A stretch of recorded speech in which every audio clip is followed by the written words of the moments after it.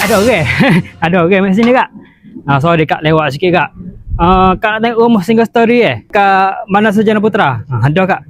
Ni kak rumah single story. Kak PN saya lama dah kak. Sorry kak. Sebab apa? Sebab stok tak banyak kak. Single story ni ada Sony ya. Harga pan kak itu juga. Ni kak boleh kak pakai tu kak. Kancing muat kak. Muat kak juga masuk dalam kak. Kita loh kak. Pasal apa? Ni ruang tamu kak. Ni ruang tamu. Ni kau tu kak master, bilik master kak. Bilik master dah standard cepat kak. Kita lorak sebab anak kita habis sekolah. Kita ada sekolah kak. Sorry ya. Kita lorak. Ni kak. Ni bilik kedua kak. Dia ada 4 bilik semua kak. Bilik kedua. Bilik nak buat kata king pun. Mana kak? Elak kak. Ni kitchen cabinet kak. Kitchen cabinet pula dah. Dapur kak. Dapur. Ni frigi kak. Kak sebal kak. Kak sebal apa? Tukar kitchen cabinet kak. Ni ada bilik lagi kak. Bilik yang ketiga kak. Bilik ketiga kak. Ni kak tengok sini kak. Tengok kak. Comel kak.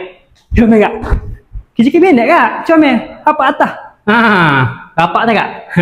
So ni bilik lah kak. Bilik yang keempat kak.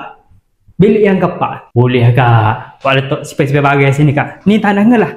Gapo? Nak lagi tanah? Ada lagi tanah kak? Ni sini. Follow saya belakang kak. Tanah kak. Nak gapo kak? Next tank. Allah akbar. Jatuh kak. Kan next tank kak. ST macam gitu kak. Mana? ST macam gitu kak. PM kak? PM. Harga 385 kak. Nego.